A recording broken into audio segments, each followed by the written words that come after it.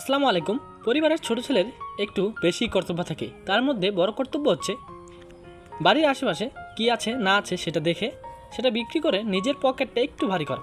কারণ এই বয়সে অনেকেরই টাকার দরকার থাকে, কিন্তু পরিবার সেটা বুঝতে চায় না।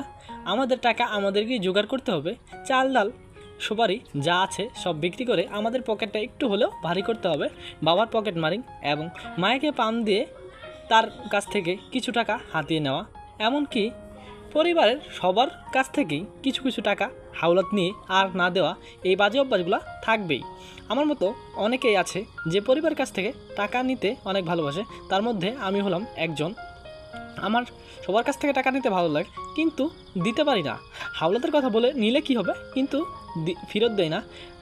এই বয়সে টাকার দরকার অনেক, কিন্তু সেই পরিমাণে আমাদেরকে টাকা দেওয়া হয় না। তার জন্যই আমরা সুপারি, আম, কলা এগুলো বিক্রি করে আমাদের পকেটটা একটু ভারী করে নিই।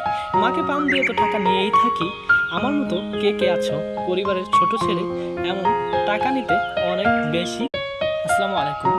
আপনার খামারের গরু যদি বাচ্চা দেওয়ার পর যদি বাচ্চার মুখে রুচি না থাকে, তাহলে এই সিরাপটি খাওয়াতে পারেন।